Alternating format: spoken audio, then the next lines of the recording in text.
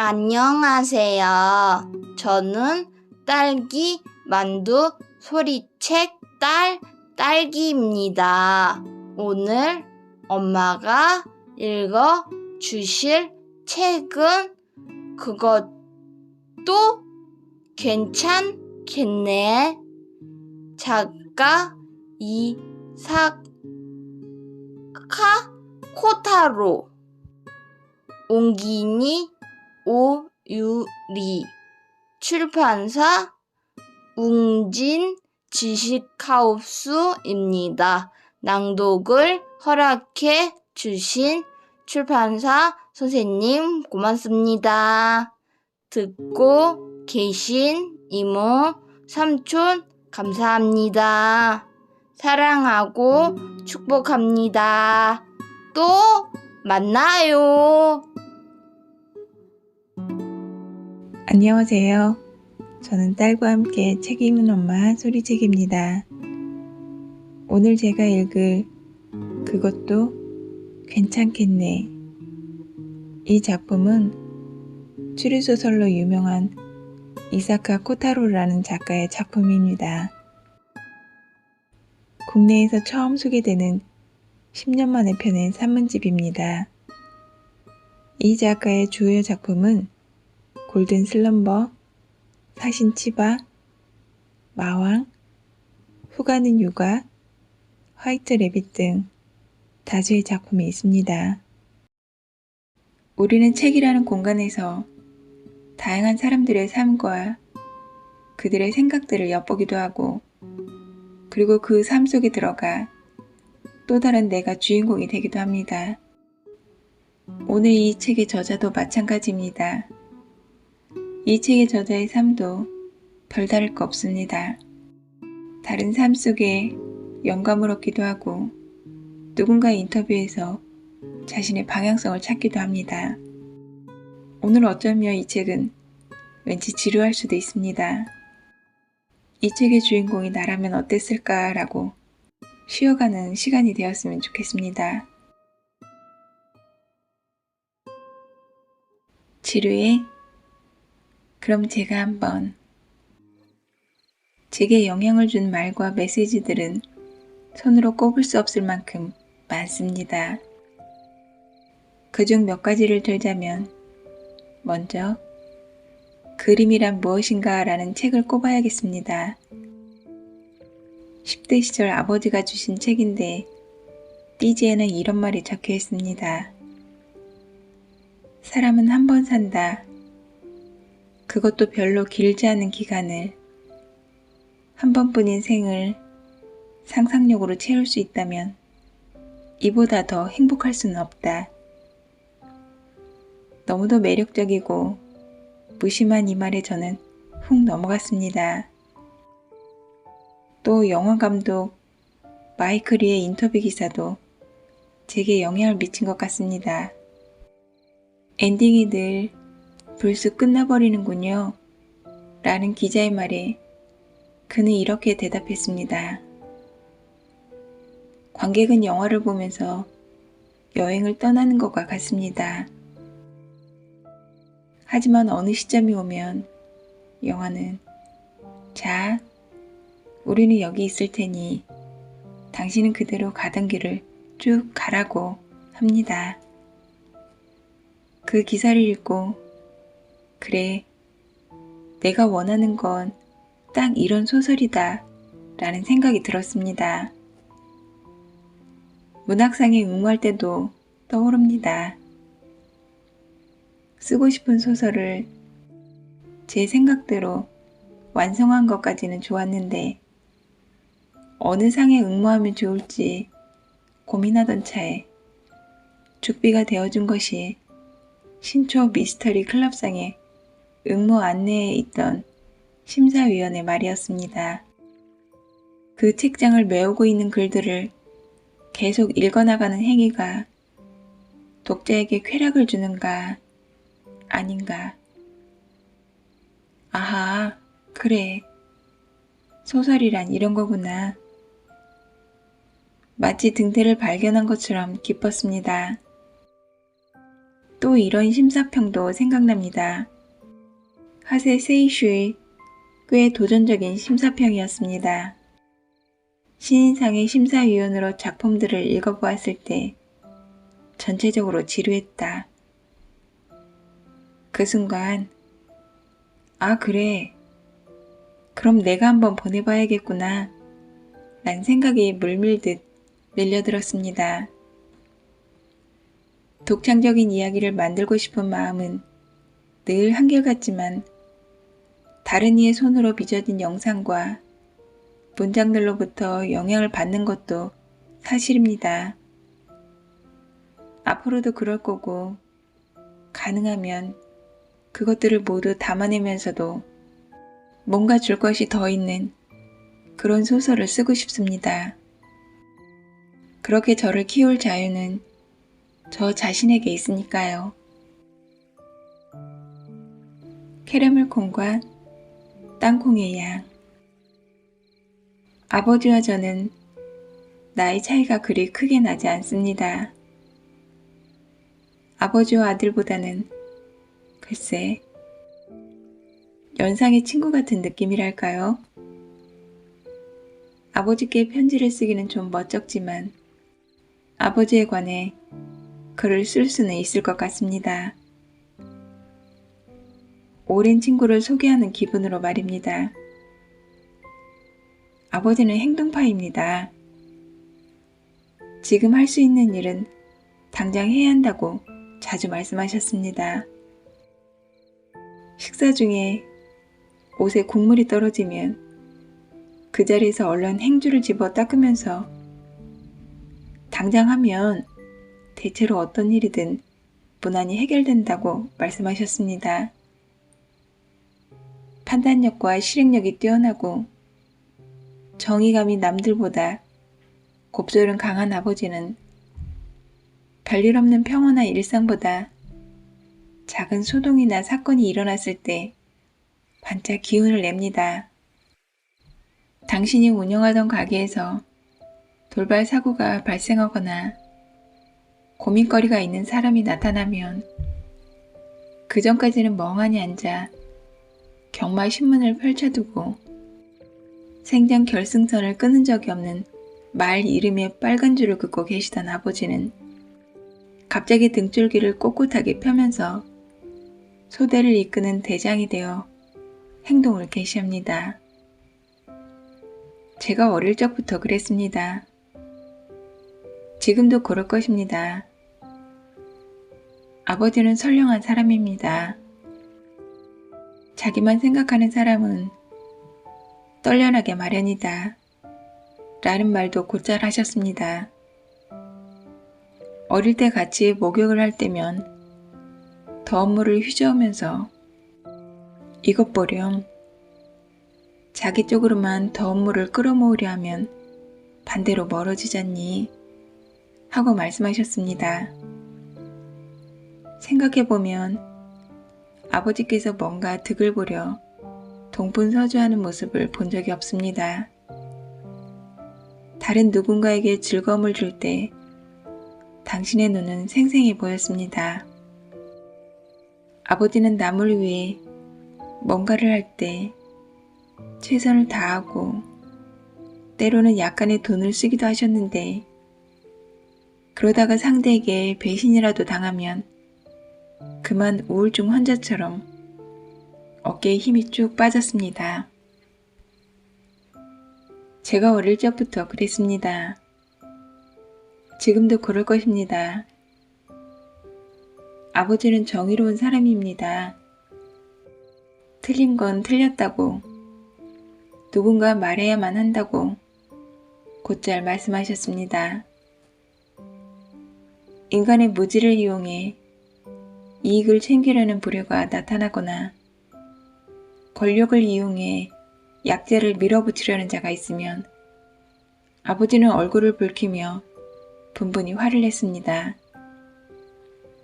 당신은 아무런 권력이나 영향력이 없지만 보고도 못 본 척 지나가는 건 성에 차지 않았던 모양입니다. 그렇다고 해서 아버지가 힘을 발휘하는 상황이란 것이 그리 대단하거나 자주 있지는 않았습니다. 캐러멜 콘에 들어있는 땅콩의 양이 포장지에 나온 이미지와 다르다며 모든 소비자를 위해 싸우겠다고 제조사에 항의 전화를 하는 정도였습니다. 제가 어릴 적부터 그랬습니다. 아마 지금도 그럴 겁니다. 이 글을 읽으면 사람들이 우리 아버지를 꽤 훌륭한 사람으로 생각할까봐 마음에 걸리네요. 본가에 가면 아버지가 직접 쓴 시푼이 벽에 걸려 있습니다. 한 번은 신 시푼이란 제목으로 글을 다시 쓰셨는데 개 중 하나가 취미를 가져라. 그러지 않으면 늙어 괴로워진다입니다. 한데 정작 당신은 지금껏 취미다운 취미가 없어 사실 매일매일이 따분해 보입니다. 뭘 가져갈까? 당신은 무인도에 표류하게 되었습니다. 소지품은 단 3개만 갖고 갈 수 있습니다. 당신은 뭘 가지고 가겠습니까? 첫째, 개 사료. 둘째, 고양이 사료. 오이. 혹시라도 나중에 알고 봤더니 무인도에 사람은 없지만 개들은 많다는 트릭이 깔려있는 것을 대비해 개 사료를 가져가겠다고 대답한 겁니다. 더불어 죽기 전에 한 번쯤은 개 사료를 먹어보고 싶은 생각이 있는데 아직 그럴 만한 기회도 용기도 없었습니다. 무인도에 혼자 떨어진다면 용기가 날 것도 같고 다른 사람들도 동정하면서 고개를 끄덕끄덕 이해해줄 것 같아서요. 고양이 사료도 같은 이유에서 가져가고 싶습니다. 오이는 워낙 싫어하는 음식이라 그 기회에 한번 극복해볼까 싶어서 적었고요. 원숭이 때문에 얼굴이 빨개져. 원숭이 때문에 얼굴이 벌개진 적이 있습니다. 그것도 2번이나. 첫 번째는 침팬지에 얽힌 일입니다. 언젠가 소설 취재차 유전자에 관한 공부를 하다가 어느 유명한 연구 결과를 발견했습니다. 침팬지와 인간의 유전자는 2%밖에 다르지 않다는 것입니다. 뒤적이는 책마다 그렇게 적혀 있어서 거참 재밌다 싶어 친구를 만날 때마다 이봐, 침팬지와 인간의 유전자는 말이야 하고 신나게 설명해 주었습니다. 그런데 말입니다. 몇 개월 전 신문에 침팬지와 인간을 비교하면 실제 유전자는 15%나 다르다는 기사가 실려 다시 한번 놀라지 않았겠습니까? 여태까지 자신있게 떠벌리고 다녔던 허위 정보 때문에 저는 얼굴이 벌개져서는 허둥지둥 친구들에게 연락을 해 정정해야만 했습니다. 그랬더니 모두들 크게 실망하면서 네 말만 믿고 있다가 손해를 봤다 하는 표정들이었습니다. 모르긴 해도 다들 불과 2%밖에 틀리지 않다는 신비를 믿고 싶었던 게죠. 아무튼 그 후로 제게 그 사건은 원숭이 때문에 망신을 당한 기억으로 남아있습니다. 2번째는 손오공입니다. 그 서유기에 나오는 손오공 때문에 망신을 당했지 뭡니까? 아내와 드라이브를 갔을 때 일인데 좁은 산길을 달리던 중 작은 주차장을 보았습니다. 우리는 그대로 옆을 지나치려다가 화들짝 놀랐습니다. 맨 가장자리 주차 공간에 손오공 전용이라는 편말이 세워져 있었거든요. 저는 잠깐 놀랐다가 순간 그가 운전하는 근두 구름이 여기 착륙하는 모습이 머릿속에 스치면서 무척이나 감격스러웠습니다. 손오공이 이런 데 출연한단 말이야? 편말을 보면서 옆에 있던 아내에게 말했더니 아내는 퍽이나 침착하게 대답했습니다. 라면집 차잖아. 응? 저쪽에 손오공이라는 라면집이 있다고. 아, 여기까지 써서 담당 기자에게 보냈더니 곧바로 전화가 왔습니다. 글이 썩 마음에 들었나 보다 했는데 아니었습니다. 이사카 씨, 손오공의 구름은 군두 구름이 아니라 근두운입니다. 에이, 그런 걸 틀리시면 어떡합니까? 상식인데요. 나는 전화를 끊자마자 허둥지둥 사전을 뒤져보았더니 근두운이라고 떡하니 나와 있는 게 아닙니까? 너무나 부끄러워 벌개진 얼굴을 두 손으로 가릴 수밖에 없었습니다. 아, 또 당했구나. 벌써 3번째. 책을 읽다, 양을 잃어버리다. 독서 망향이라는 사자성어를 좋아합니다. 자세히 기억은 나지 않지만 어떤 일에 열중한 나머지 중요한 일을 잊다라는 의미가 아니었나 싶습니다. 어느 양치기가 독서에 열중하다 양떼를 잃어버리는 상황은 상상만 해도 웃음이 납니다. 광활한 녹지에 흰 양떼들이 풀을 뜯고 있습니다. 계절은 아마도 봄이나 초여름이겠죠. 양치기는 전망 좋은 곳에 자리를 잡고 앉습니다. 처음 한동안은 그도 양들을 감시하다가 차츰 가져온 책이 궁금하여 책장을 넘기게 됩니다. 그러다 곧 책에 푹 빠져 시간 가는 줄 까맣게 잊어버리겠죠. 한참이 지나 퍼뜩 고개를 들자 오글오글 몰려 풀을 뜯고 있어야 할 양들이 사라진 겁니다. 아, 큰일이다. 양치기가 양들을 잃어버릴 정도로 재밌는 소설. 저도 꼭 그런 책과 조우했으면 하는 바람입니다. 할 수만 있다면 언젠가 제가 그런 책을 쓰고 싶은 마음도 간절합니다. 또라는 건 대체 언제요? 저는 딱히 여행을 좋아하는 사람도 아니고 오히려 집에 있는 것을 좋아하는 편인데 그래도 해외에는 몇 번 나간 적 있습니다. 첫 해외 여행지는 부탄이었습니다. 10년도 더 된 일입니다. 저는 10대였고 남동생과 같이 어머니에게 강제로 끌려간 것이기 때문에 정확히 여행이라기보다 의식이라 하는 게 적합할지도 모르겠습니다. 어쨌거나 그것이 저의 첫 외국 경험이었습니다. 한 열흘 머물렀는데 지금도 기억이 생생합니다. 솔직히 주위를 둘러싼 산들과 한가로운 전원 풍경, 그런 광대한 자연에 대해서는 별 감흥이 없었습니다.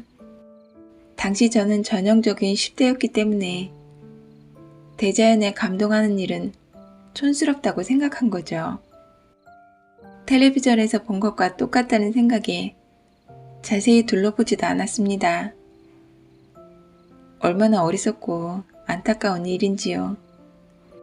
그래도 부탄 사람들의 온화하고도 거침없는 분위기에는 충격을 받았습니다.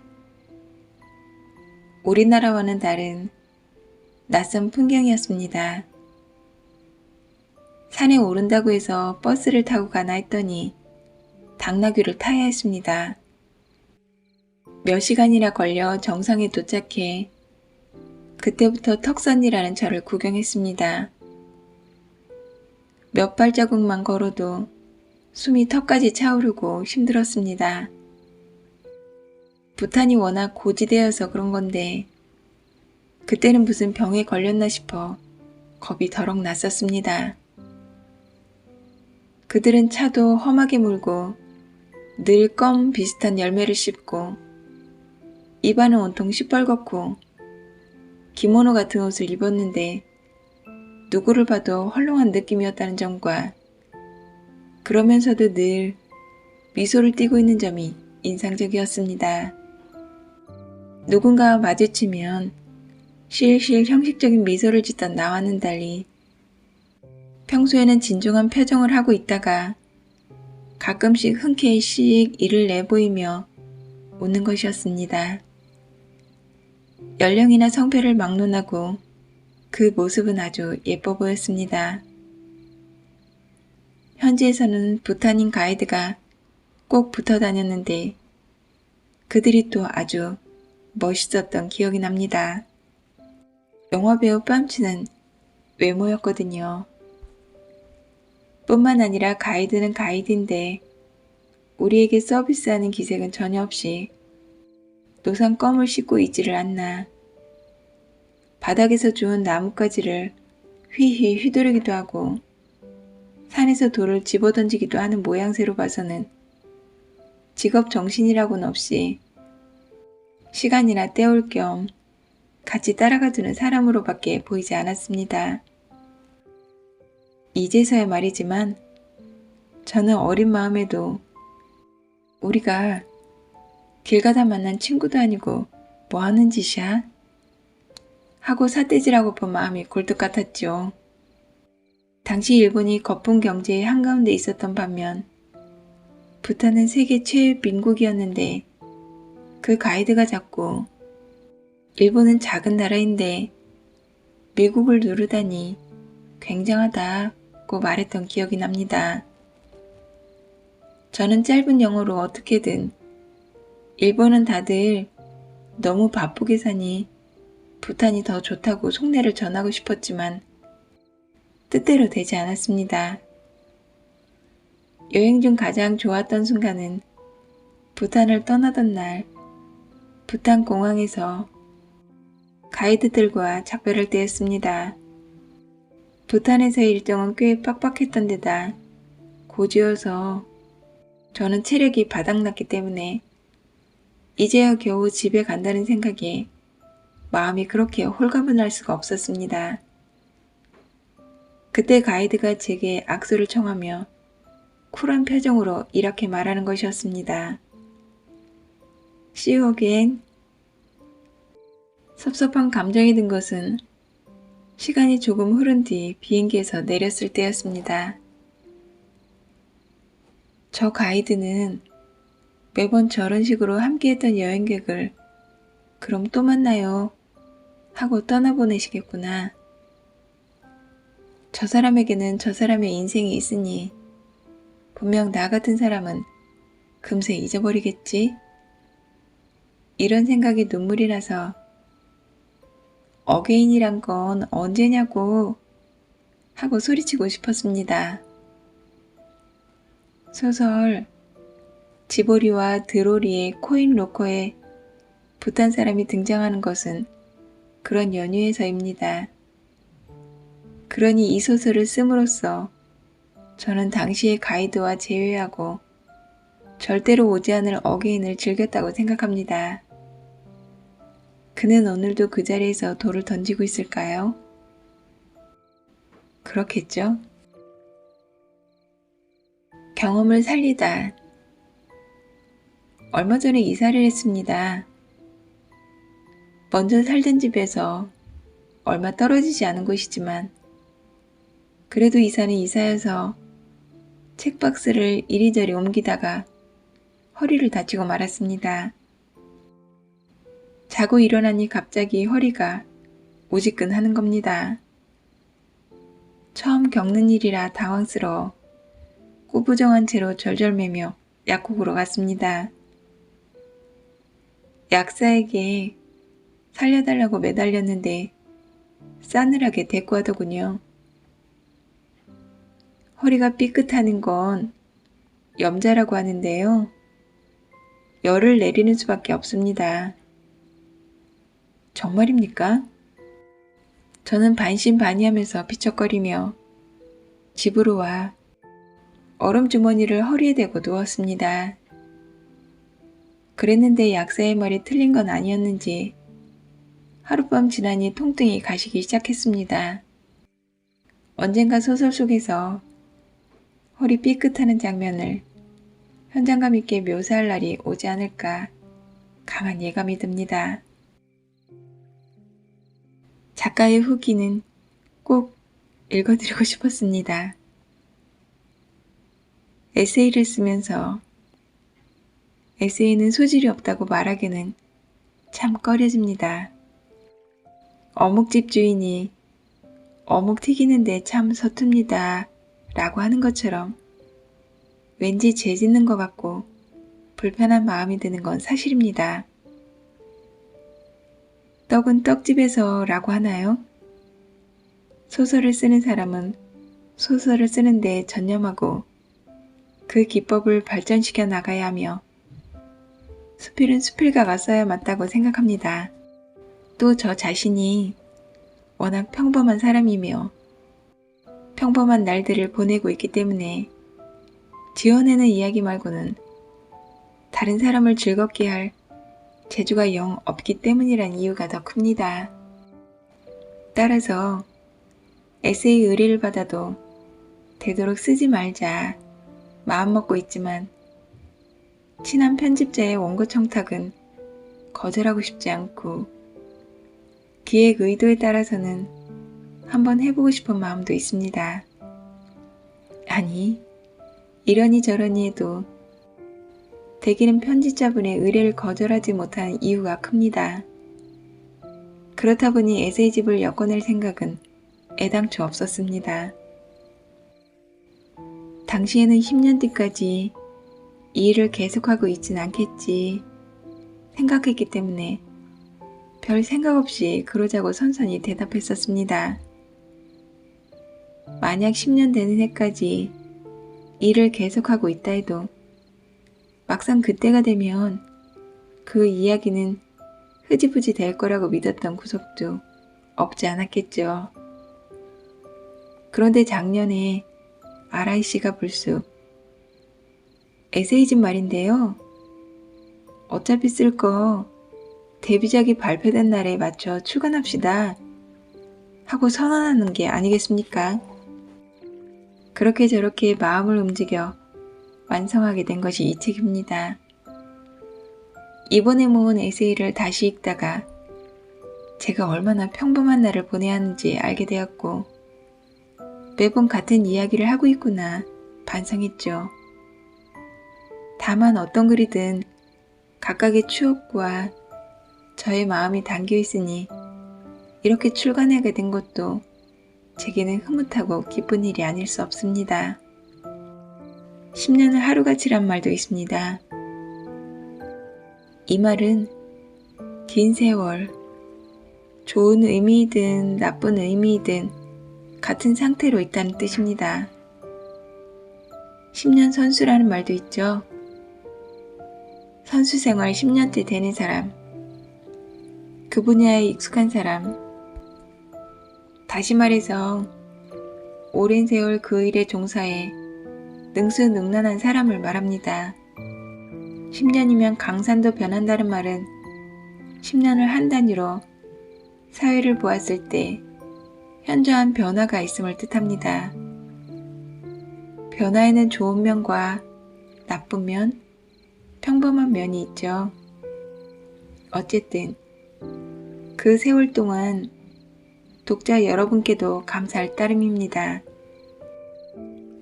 그리고 이 책뿐만 아니라 지금까지 제 책을 읽어주신 독자분들께 고개 숙여 깊이 감사합니다.